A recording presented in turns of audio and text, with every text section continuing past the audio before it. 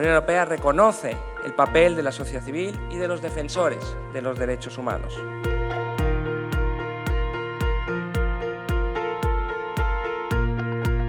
Hemos elegido 6 ejes temáticos para la estrategia 2021-2024. Fortalecimiento del Estado de Derecho y democracia, derechos humanos de las mujeres y niñas, protección de derechos de personas LGTBIQ+, pueblos indígenas y afrohondureños y despojo de sus tierras y territorios, protección de la acción e integridad de defensores y defensoras de los derechos humanos y protección de los derechos económicos, sociales, culturales y ambientales de las poblaciones más vulnerables. Los derechos humanos son una de las razones de ser, la defensa, la promoción, el disfrute pleno de los derechos humanos. Es un compromiso firme de la Unión Europea.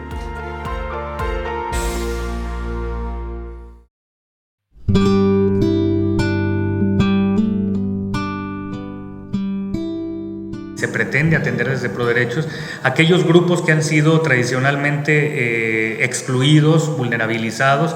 Entre ellos se listan las mujeres, los niños, las niñas, adolescentes, juventudes, adultos mayores, personas con discapacidad, personas privadas de libertad, particularmente defensores, defensoras de derechos humanos, comunicadores, periodistas que se ven afectados en el ejercicio de sus derechos. También hemos trabajado muy fuerte con la población LGBTIQ, la población de la diversidad sexual.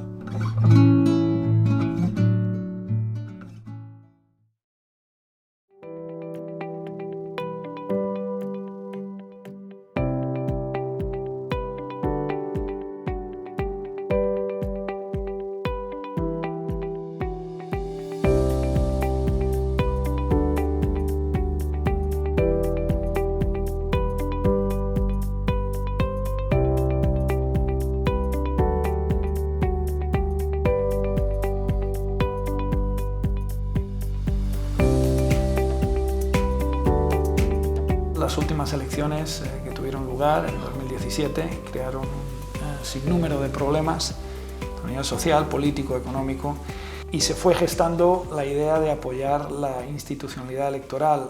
Es cuando se produce ese cambio en la institucionalidad electoral vieja, el Tribunal Supremo Electoral se divide en 2 instituciones, que es el Consejo Nacional Electoral y el Tribunal de Justicia Electoral.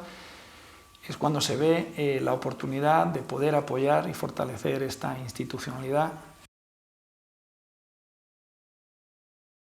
El proyecto tiene una visión muy clara a fortalecer el sistema partidario hondureño, especialmente en materia de inclusión y promoción de los derechos políticos de jóvenes, mujeres y poblaciones subrepresentadas en la política, como las etnias, discapacidad y grupos LGTBI. También mejorar los mecanismos de transparencia. Entonces, al final en el partido generamos condiciones de planificación, de capacitación, de promoción y sobre todo de estructuración de los partidos, de tal manera que estos puedan competir en el proceso cívico del país, más allá que del electoral, bajo mejores condiciones. Hemos aprendido a poder observar y tener puntos de vista desde un enfoque totalmente diferente, dejando a un lado lo que son las ideologías partidistas. Hemos aprendido a integrarnos, a trabajar como equipo. Somos un proyecto cuyo objetivo general es contribuir justamente al desarrollo de la participación ciudadana y la lucha contra la corrupción. En el caso de la red municipal, pues nosotros iniciamos con Hondurazo con esos procesos de veeduría. Cómo nosotros verificábamos la entrega de alimentos para el proyecto Honduras Solidario. Ahí fue una acción y una actividad directamente de verificar, ¿verdad? De ver que la porción o el porcentaje de comida que se reflejaba en las actas que mandaba directamente el gobierno para distribuir a los municipios fuera de manera igualitaria a lo que ellos estaban dando. Veeduría, o sea, es observar el proceso o un proyecto.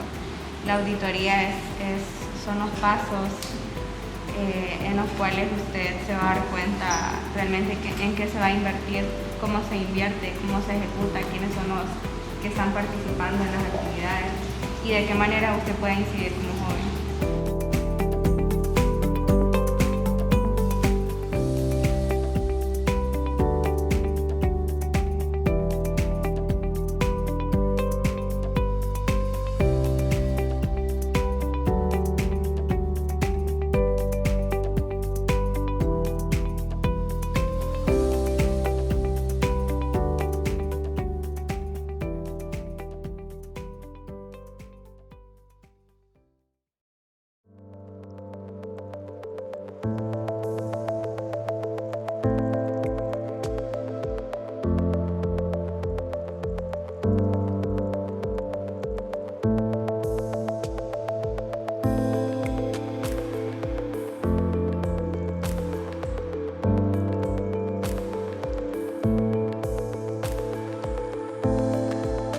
La lucha contra la violencia ejercida sobre mujeres y niñas es una de las prioridades de la Unión Europea, que también informa toda nuestra acción acá en Honduras y en el mundo entero.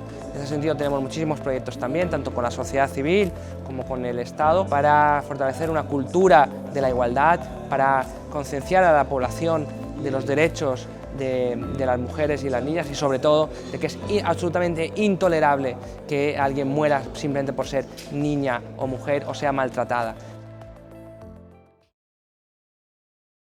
El proyecto está dirigido a poblaciones en situación de vulnerabilidad, como ser la niñez en Honduras, la adolescencia y los jóvenes, que son grupos que no han tenido espacio para la promoción de sus derechos, para ser reconocidos como sujetos de derechos y de garantía dentro del Estado de Honduras, y sobre todo también con otro grupo fuertemente violentado en nuestro país, como ser las mujeres, ¿verdad? El hecho de que trabajemos con jóvenes y con mujeres no significa que va a ser específicamente a una soledad, a una sola región o a una sola identidad, sino que hay una diversidad de jóvenes que pertenecen, por ejemplo, a poblaciones LGTBIQ, jóvenes que pertenecen a poblaciones con discapacidad, jóvenes que pertenecen a grupos indígenas. En aquella época no era participativa en nada, porque a uno le da pena. Y a partir de hoy que estamos capacitadas, nosotros lo sentimos pues bien, porque acompañamos a mujeres. En ese proyecto Tejiendo Redes solo habíamos 2 personas con discapacidad, una con discapacidad física y la mía discapacidad visual.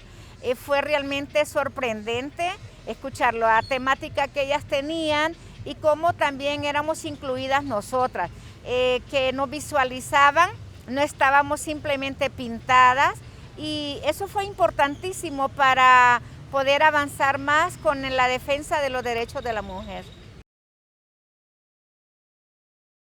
El proyecto Juntas fue exclusivamente para mujeres. Lo ejecutamos aquí en 4 municipios, El Triunfo y Choluteca, del departamento de Choluteca, y San Lorenzo y Amapala, del departamento de Valle. La estrategia incluía la formación de las mujeres en prevención de violencia basada en género y el desarrollo de toda una estrategia de acompañamiento psicosocial de las mujeres sobrevivientes de violencia doméstica y violencia intrafamiliar. Tiene que ver primero con un modelo de trabajo que se logró construir a multinivel, ¿verdad? Donde las mujeres de las comunidades de esos municipios tuvieron la oportunidad de organizarse a nivel de ya sea consejos indígenas comunitarios o redes de mujeres.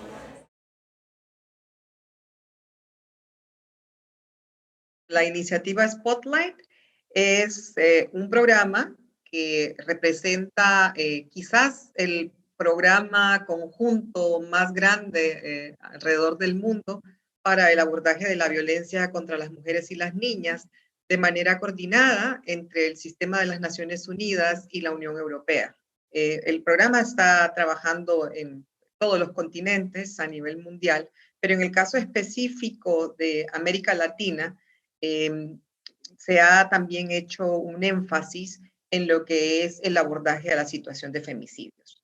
Y específicamente en materia de femicidios, Honduras ocupa el primer lugar, lamentablemente, en lo que es femicidios a nivel de la región, ¿no? de la región, ¿no? Si no hubiera sido por estas personas de que ellos alzaron la voz, no hubiera trascendido de que fue asesinada, porque realmente por el apoyo de estas personas, que algunos de ellos estuvieron presos y todo, o sea, se arriesgaron sus vidas para poder alzar la voz en solidaridad con nosotros.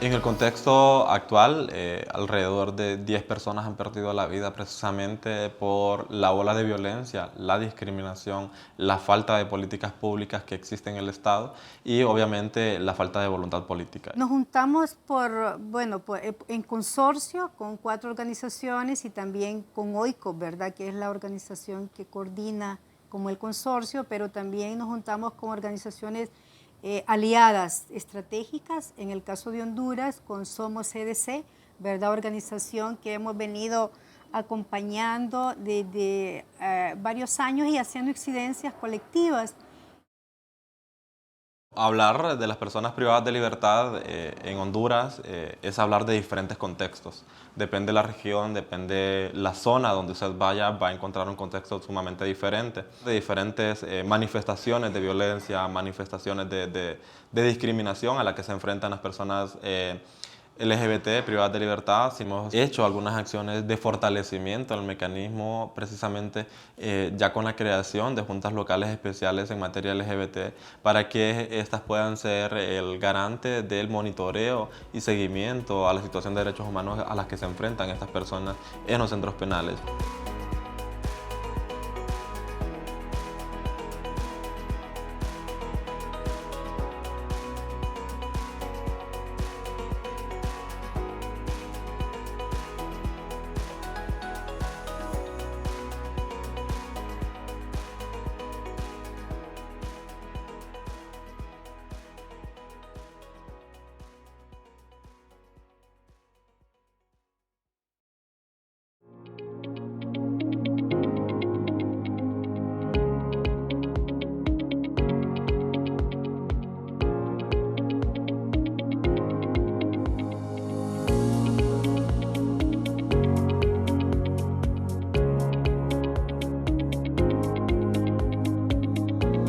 A donde estamos nosotros asentados como pueblo originario es donde hay bosque, a donde han llegado las empresas extractivistas, es desierto lo que se encuentra, contaminaciones, cianuro, mercurio, plomo, es algo de que es inhumano y eso para nosotros es una tortura para nuestra madre tierra, es algo de que mata a la fauna, mata a todo lo que es la naturaleza. Bueno, para entender el origen del proyecto hay que vincularlo a la situación de derechos humanos del país y al impacto que la situación de derechos humanos del país tiene la conflictividad territorial. Ya que una parte importante de la población meta, ¿verdad?, son los grupos indígenas y también los grupos de campesinos y campesinas. Por lo tanto, lo que son derechos como el derecho a la alimentación, el derecho al acceso al agua, a un ambiente sano y libre de violencias. Nuestro consorcio maneja una combinación de diferentes estrategias y recursos metodológicos.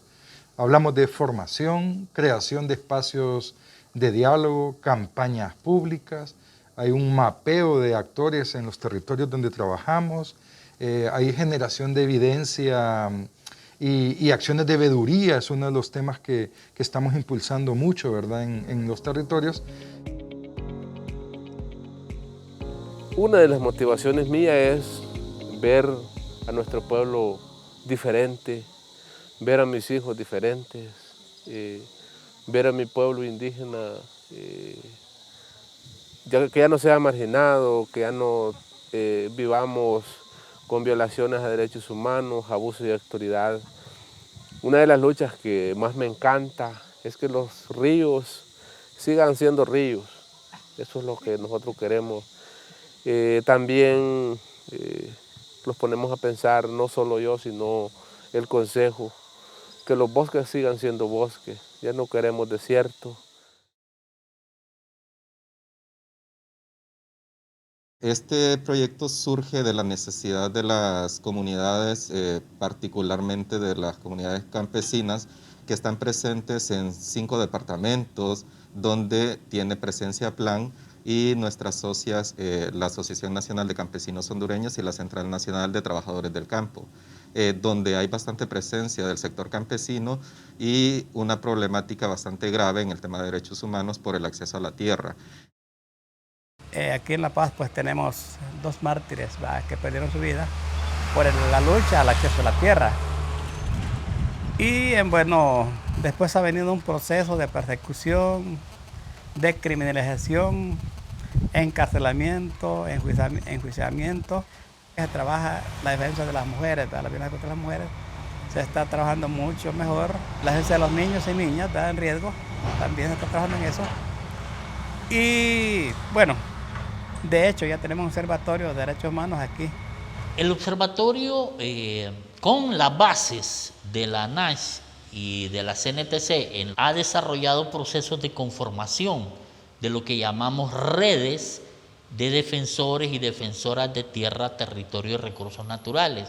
Estas redes se conforman con grupos de 25, 30 hombres o mujeres, campesinos en su mayoría, que por tener posesión de tierras defienden el recurso natural que hay ahí en esas tierras y nosotros los organizamos para que ellos se conviertan en informantes para el observatorio, trasladen información de lo que está pasando en esos territorios, sea bueno o sea malo, sobre todo para levantar alertas y buscar la manera de cómo brindarles algún tipo de ayuda a través de las autoridades competentes.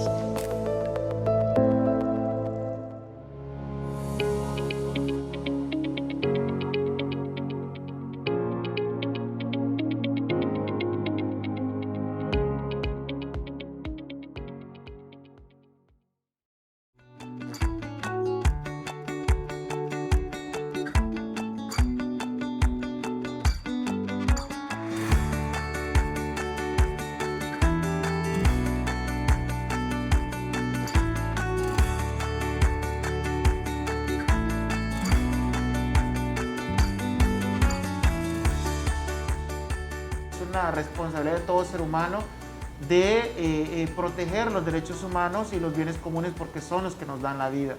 Si viviéramos en un país donde hubiera justicia, si viviéramos en un país donde hubiese equidad, digamos, donde la desigualdad no fuera tan arraigada como la tenemos o tan visible como está.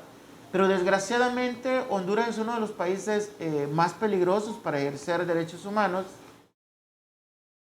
Trabajamos con organizaciones de base, movimientos sociales, gremiales, ONGs locales y cosas pequeñas que difícilmente pueden llegar a la Unión Europea si no es a través de estos procesos que nosotros estamos acompañando. No solamente la organización del consorcio, sino las diferentes fortalezas que tienen los miembros del consorcio, ¿verdad? La parte legal, la parte de libertad de expresión, la parte de incidencia. Entonces, tampoco nosotros vamos con una cartilla nueva o con un currículum nuevo. Esto es lo que ustedes tienen que hacer. No. O sea, ¿qué es lo que tienen? ¿Qué les falta? ¿Cómo lo podemos complementar para acompañar la defensa? Nosotras hemos tenido el apoyo de la Unión Europea de diferentes proyectos en consorcio con otras organizaciones como el CNH y también con PRODE. Entonces, las líneas de trabajo que ellas llevan, los resultados a los que apuntan, pues están alineados a los nuestros, que es una vida libre de violencia para todas las mujeres y las niñas. Estamos trabajando con liderazgos territoriales que se dedican a la defensa de los derechos humanos, pero más que todo la defensa de territorio, ambientalistas, mujeres organizadas. También están 2 organizaciones de la diversidad sexual, 2 organizaciones de personas con discapacidad, 40 oficinas de seguridad y justicia, 15 estaciones policiales y 3.050 participantes directos que participan en procesos. Los resultados que nosotros hemos previsto es que la población meta se apropie de un enfoque en derechos humanos. La zona sur es bastante especial. Y decimos especial porque por mucho históricamente ha sido una región abandonada, pero cuando la han descubierto, como podría decir yo, la han descubierto para explotarla, pero para llevar sus riquezas naturales que tiene la zona sur.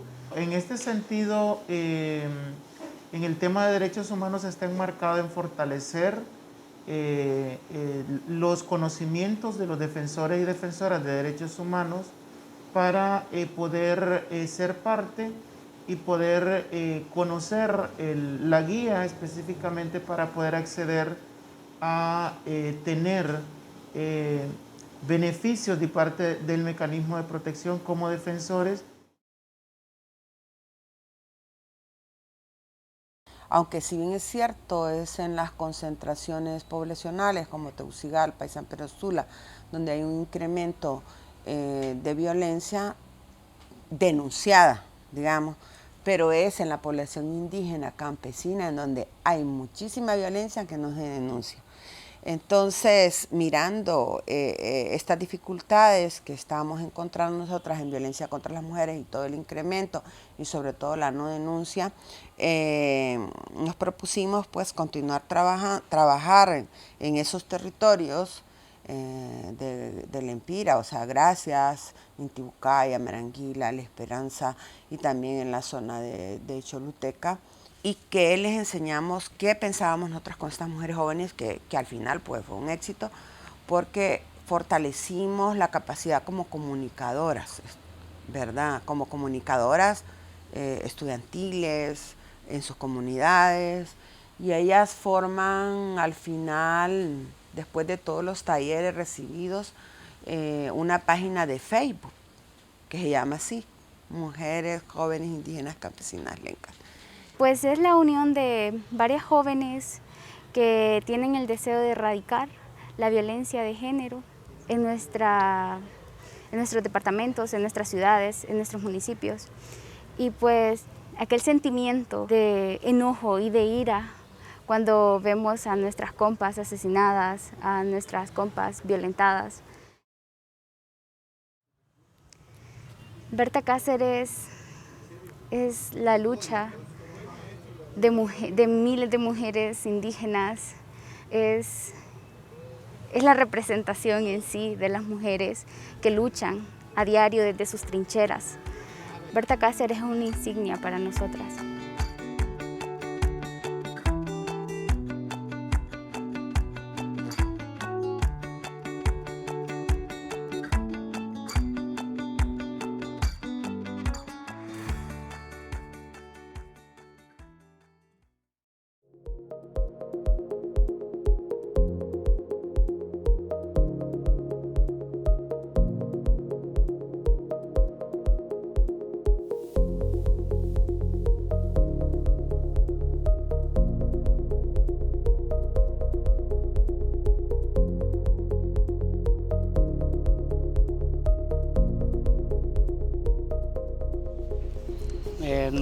No contamos con accesibilidad en todas las áreas, pero en sí los que más son violentados es la salud, el empleo, por discriminación, ¿verdad?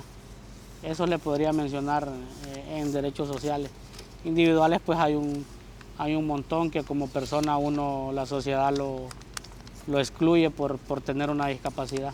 Creo que el impacto más grande que tuvo el proyecto fue justamente poder fortalecer los conocimientos sobre los derechos que tienen las personas con discapacidad y sobre todo fortalecer ese trabajo de promoción de los derechos de este colectivo para líderes comunitarios. Tenemos convenios con las municipalidades son las que dan esa contraparte, por un lado, y también tenemos capacidad instalada a nivel de municipios porque tenemos voluntarios rehabilitadores, comités de desarrollo inclusivo basado en comunidad, que son líderes comunitarios que son los que buscan la gestión y buscan sostener estas acciones. He aprendido cómo orientar a las personas, cómo apoyarles, cómo enseñarles a hacer una terapia para que su hijo pueda mejorar, cómo insertarlos al mundo laboral, cómo ayudarles para que la persona con discapacidad se pueda socializar con los demás. Casi el 100% de las personas con discapacidad ya están en el proyecto.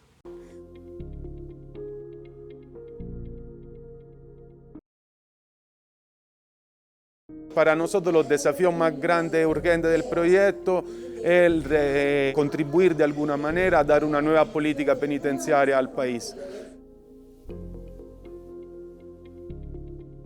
Estamos aquí en Choluteca porque esta visita en este centro se realiza en el marco de una actividad prevista por el proyecto Con Buena Razón, que es una actividad en referencia a la realización de un estudio infraestructural sobre los lugares de encierro provisorio y definitivo en Honduras. Cuando no se respetan estos parámetros, las infraestructuras determinan violaciones de derechos humanos, porque, por ejemplo, si una celda no tiene determinadas medidas, no tiene ventanas, no tiene aireación, no tiene iluminación natural, que no sea solo artificial, esto determina un trato inhumano, degradante, cruel hacia la población privada de libertad. Entonces, con pequeños ajustes, con pequeñas recomendaciones que sean viables y también económicas, si uno sabe cómo moverse, puede aportar con mejorías a las infraestructuras para mejorar las condiciones y el respeto de los derechos humanos de los privados de libertad.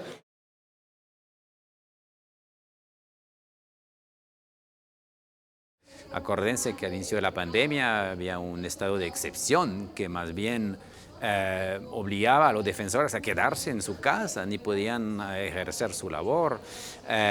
Y también la pandemia agravó la violencia doméstica de la cual que sufren las mujeres, dejó a población pobres y vulnerables todavía en situación de mayor aislamiento.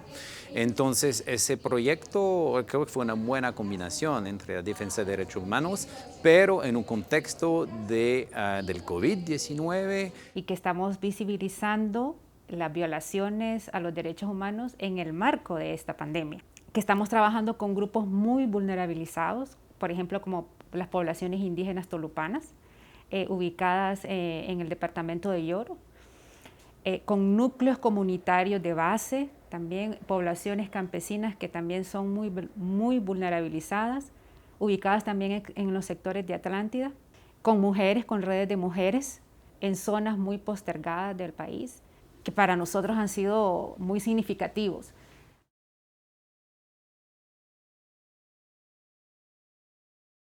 Este proyecto tiene un valor agregado que es el contexto de pandemia por COVID-19. Consideramos que ha sido una intervención importante y precisa de la Unión Europea en el contexto de emergencia. Hubo una respuesta pronta y ahora podemos ver que estas poblaciones han adquirido conocimiento sobre sus derechos, se han reconocido también como sujetas en sí mismos, como sujetos políticos y como actores claves en sus comunidades. No solamente están desarrollando acciones para garantizar derechos para ellos y ellas mismas, sino que también están desarrollando trabajo importante de incidencia para garantizar derechos a la población en general.